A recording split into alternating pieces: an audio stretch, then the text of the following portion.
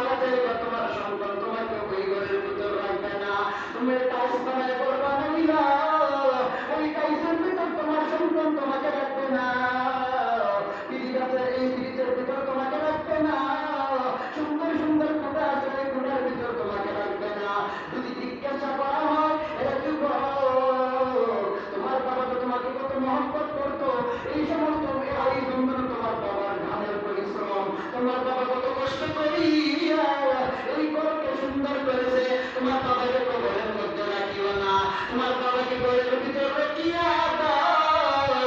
সেই সময় যুবকটা চিৎকার দিয়া বলবে, এখন তো বাবার আর কোনো দাম নাই, বাবার আর কোনো দাম নাই, মায়ের আর কোনো দাম নাই, ভাইয়ের আর কোনো দাম নাই, বোনের আর কোনো দাম নাই, আত্মীয় স্বজনের কোনো দাম নাই। আর ঘরের ভিতর রাখা যাবে না, তাকে কবরে রাখতে হবে, তাকে কবরে রাখতে হবে। তোমাকে কবরের ভিতর সন্তান তোমাকে রাখবে না।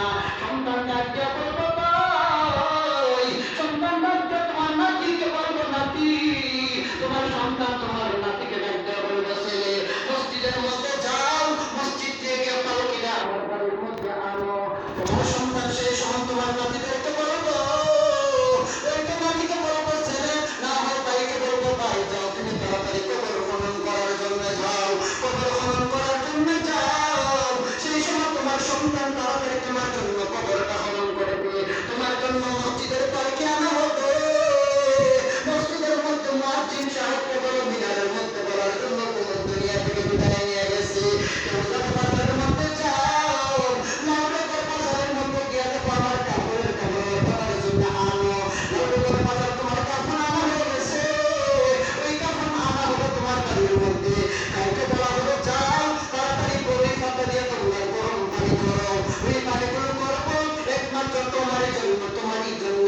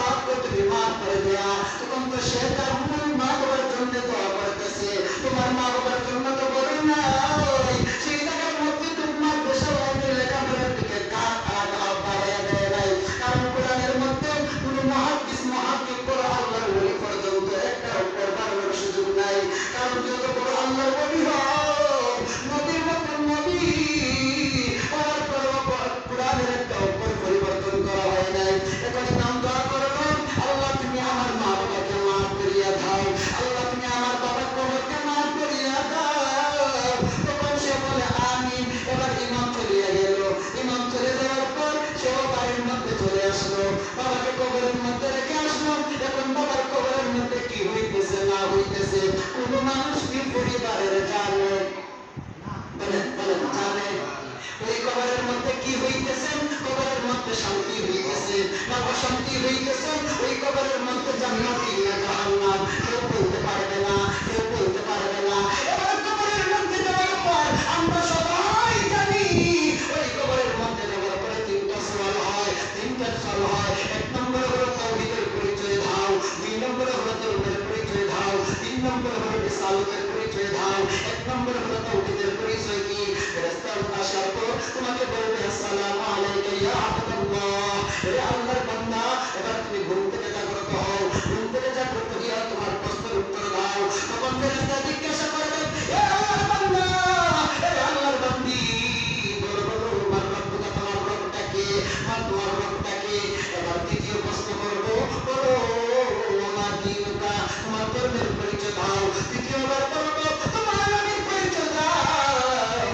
এখন কিছু কিছু যুবক অথবা মুরব্বী এবার যদি তারা যদি বলে আমরা এই তিনটা প্রশ্নের উত্তর দেওয়া হুজুর কোন ওয়াজের মধ্যে বলেছে বা আমরা যেন শুনেছি ওইটি মুখস্থ করিয়া কবরের মধ্যে চলে যাব, যেই সময় ফেরেশতা আসবে আমি বলে দেব, তাহলে আমি কবরের মধ্যে মুক্তি পেয়ে যাব। না না না, এত সোজা নয়, এত সোজা নয়। এই তিনটা প্রশ্নের উত্তর কে দিতে পারবে? আল্লাহ নবী হাদিসের মধ্যে বলেন এই তিনটা প্রশ্নের উত্তর ওই ব্যক্তি দিতে পারবে যে হবে মুমিন, যে হবে ইমানদার, যে হবে আল্লাহর ওলি, যে হবে খাঁটি ইমানদার, যে হবে খাঁটি মুমিন। ওই খাঁটি মুমিনের জবান দিয়ে বলতে হবে না। আল্লাহ নবী বলেন আমার উম্মত এই সময় কবরের মধ্যে আসবে, আসার পর তাকে সওয়াল করার জন্য এই সময় আল্লাহর পক্ষ থেকে ফেরেশতারা আসবে। এমনি কবরের মধ্যে তার উপরে কোরআনটা চলে আসবে। কোরআন এবার তার উপরে চলে আসার পর ওই কোরআনের জবানটা আমার আল্লাহ খুলে দিলেন। কোরআন আমার ফেরেশতাদেরকে ডাক দেয়া বলবে, হে ফেরেশতারা বলো তো বলো আমার নামটা কি? এবার ফেরেশতারা বলবে এটা তো হলো কোরআন। তখন ফেরেশতারা বললো কোরআন। কোরআনে বলবো এই কোরআনের মধ্যে কার কথা? ফেরেশতারা বলবো কোরআনের মধ্যে হলো আল্লাহর কথা। তাহলে তোমরা কাকে ঘুম থেকে জাগ্রত করার জন্য এসেছো? এবার তারা বলবে আল্লাহর বান্দাবান্দিকে। এবার কবরের মধ্যে কোরআন ডাক দেয়া বলবো ওই আল্লাহর বান্দাকে তোমরা ঘুম থেকে ডিস্টার্ব করিও না, তাকে তোমরা জিজ্ঞাসা করার কোনো প্রয়োজন নাই।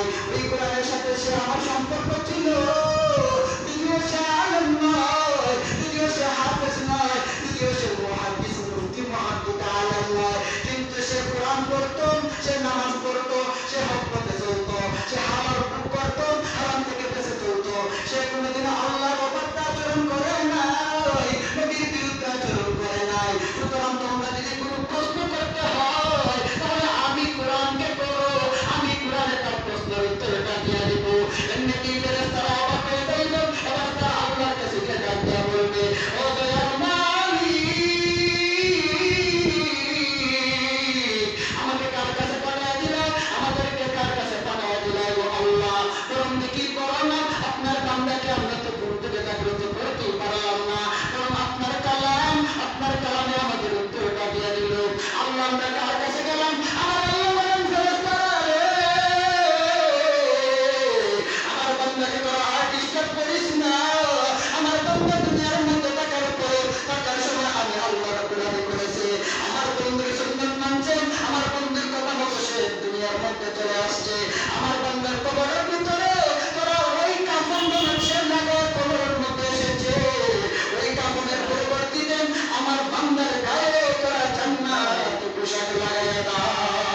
সুবহানাল্লাহ, জান্নাতি পোশাক লাগানো হবে। এবার আল্লাহ ডাকতে বলবো, ও ফেরেশতারা আমার বান্দাকে 3.5 হাত কবরের নিচে দেওয়া হয়েছে, আমার বান্দা 3.5 হাত কবরের ভিতর থাকবে।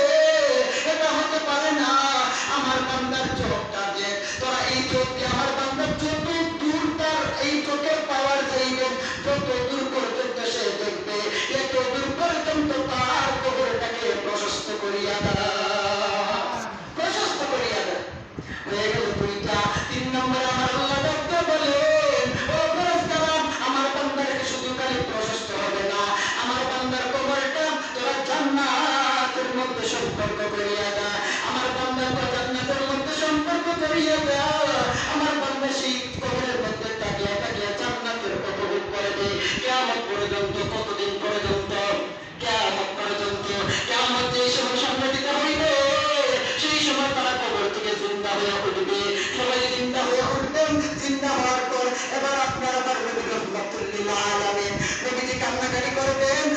সেজদার মধ্যে ঝুলিয়া পড়ে দেন। আল্লাহর নবী সেজদার মধ্যে পড়িয়া আমার আল্লাহকে ডাক দেয়া বলবেন, রব্বি হাবলি ইয়া উম্মতি, রব্বি হাবলি ইয়া উম্মতি, রব্বি হাবলি ইয়া উম্মতি। নবী কান্নাকাটি করতেছে, নবীর চোখের পানি আর সব নবীর চোখের পানি কিয়ামতের মাঠের মধ্যে পড়ে যাবে। এমনিতে হাত থেকে আমাদের মাঠের যে কুটি থাকবে ওই কুটিটা আরম্ভ হয়ে যাইবে। আল্লাহ জিজ্ঞাসা করবেন, এ কুটি, এ আরশের কুটি তুমি কেন লড়ালড়ি করতেছ? এমনিতে কুটি ডাক দেয়া বলবে, আল্লাহ আপনার হাবিব, আপনার হাবিব, আপনার হাবিবের কান্না আমি পর্যন্ত বরদাস্ত করতে পারতেছি না আল্লাহ। আপনার হাবিব যতক্ষণ পর্যন্ত তার কান্না বন্ধ না করবে ততক্ষণ পর্যন্ত আমি কুটি লড়া বন্ধ করবো না। আল্লাহ ডাক দেয়া বলে, হে কুটি তুমি লড়া বন্ধ হ। আল্লাহ ডাক দেয়া বলবেন, রহমতুল লিল আলামিন, ও আমার বন্ধু এবার তোমার মাথাটা তুলো, মাথা তুলো, আজকে কান্নার দিন নয় গো বুঝি। আপনি আমাকে কান্নাকাটি করবেন না। এবার আপনার আমার নবী মুহাম্মদ আরবি মুহাম্মদুর রাসূলুল্লাহ সকলে বলি সাল্লাল্লাহু আলাইহি ওয়াসাল্লাম। এবার নবী ডাক দেয়া বলবেন, আমি আমার উম্মত দেখতে চাই। ওই দিন যে সমস্ত মানুষ দেখা যায়, কোটি কোটি মানুষ, লক্ষ লক্ষ মানুষ দেখা যাচ্ছে, ওই সমস্ত উম্মত কোন নবীর?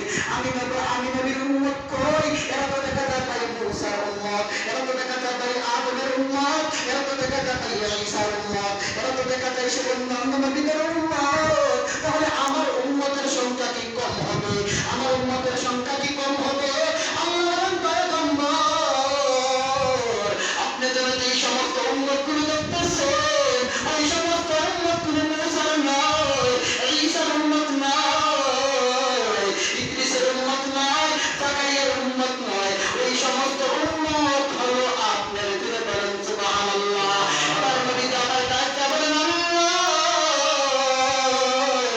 আপনি যেন ওই কিয়ামতের মাঠটা এত ভয়ঙ্কর বর্তমান সময় তাকায় দেখেন, যে গরম চলতেছে ওই দিন বেশি গরমের মধ্যে অনেক মানুষ কি মরে নাই, মরতেছে। যদি আপনাদের তাহিরপুর উপজেলার দিকে গরম যদিও কম, অন্যান্য দেশের দিকে তাকান, উপরের দিকে তাকান, গরমের জিনিসটা অনেক গরম, এই জন্য অনেক মানুষ গরমে মরতেছে। এর যে কোটি কোটি গুণ পাওয়ার গরম হবে হাসরের গরম। এই গরমের মধ্যে মানুষ গরমের মধ্যে পড়িয়া তার মাথার থেকে নিয়ে মাথার যে কিরুয়াগুলো আছে ওই কিরুয়াগুলো ঘামের কারণে, গরমের কারণে গলিয়ে গলিয়ে ঘাম যেরকম ভাবে পড়ে ওই রকম ভাবে পড়া আরম্ভ হয়ে যাবে। আপনার আমার নবী রহমতুল লিল আলামিন ওই অবস্থা উম্মতের দেখিয়া নবীজি কান্নাকাটি করা আরম্ভ করে দেবে। আল্লাহর কাছে ডাকতে পারবে, আমার উম্মতের যেই অবস্থা দেখা যায় আমি নবী বরদাস্ত করতে পারতেছি না গো আল্লাহ। আপনি তাহলে আমার বন্ধু, আমার উম্মতের ওই কষ্টটা দূর করে দিয়ে দেন, আমার উম্মতের কষ্টটা দূর করিয়া দেন, আর আমার উম্মতের হাসরের মাঠটা কায়েম করিয়া দেন, আমার উম্মতের হিসাব নিকাশটা লয়ে নেন, আর তাদেরকে হয়তো জান্নাত না জাহান্নাম তো একটা হবে, আপনি হাসরটারে সংগঠিত করিয়া দেন। আল্লাহ ডাকতে বলেন,